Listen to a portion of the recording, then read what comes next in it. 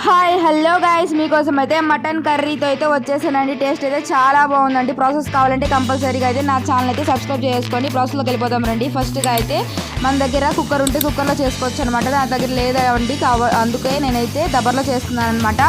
ఇంకా ప్రాసెస్ చూపిస్తాను రండి. ఫస్ట్గా అయితే వాష్ చేసిన మటన్ ముక్కలను అయితే దబర్లో వేసేసుకొని పసుపు, ఉప్పు, అలాగే వాటర్, అల్లం వెల్లుల్లి పేస్ట్ వేసేసుకొని బాగా ఉడికించుకోవాలండి. ముక్కల్ని బాగా ఉడికించుకొని మెత్తగా ఉడికించిన తర్వాత అయితే పక్కకు చేసుకోవాలన్నమాట.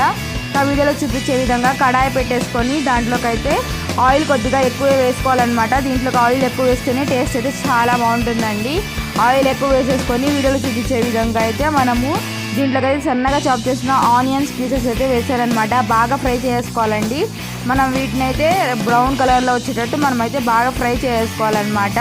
బాగా ఫ్రై అయిన తర్వాత దీంట్లోకి అల్లం వెల్లుల్లి పేస్ట్ ఉంటుంది కదండి, అల్లం వెల్లుల్లి పేస్ట్ కూడా వేసేసుకొని పచ్చివాసన పోయేంత వరకు మనం బాగా ఫ్రై చేసుకోవాలండి. బాగా ఫ్రై చేసుకున్న తర్వాత వీడియోలో చూపించే విధంగా టమోటా పీసెస్ని కూడా సన్నగా కట్ చేసాను అనమాట. అవి కూడా వేసేసుకొని బాగా మగ్గించేసుకోవాలి. బాగా మగ్గిన తర్వాత వీడియోలో చూపించే విధంగా ఫస్ట్ అయితే మనమైతే మటన్ అయితే కుక్ చేసి పెట్టుకున్నాం కదండి, ఆ మటన్ కూడా దీంట్లోకి వేసేసుకొని బాగా ఉడికించుకోవాలండి. అది కూడాను ఒక 15 మినిట్స్ అట్లయితే ఉడికించుకున్న తర్వాత అయితే మనం వీడియోలో చూపించే విధంగా అయితే మనం దీంట్లోకి ఫస్ట్ కానీ నేను ఉప్పు వేసాను కాబట్టి నేనైతే ఉప్పు వేయటం లేదండి. ఎందుకంటే ఉప్పు ఎక్కువగానే ఉంది కాబట్టి మనం చూసుకొని తక్కువగా ఉంటే వేసుకోవచ్చు అనమాట.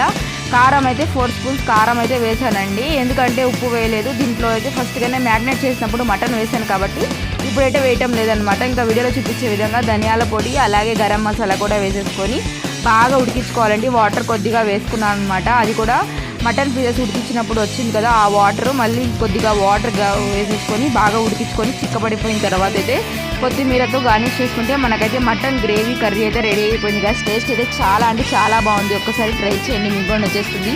వీడియో నచ్చినట్లయితే లైక్ అండ్ సబ్స్క్రైబ్ చేసుకొని మరిన్ని వీడియోస్ కోసం ఛానల్ అయితే ఫాలో అయిపోయింది కదా. Okay, bye bye.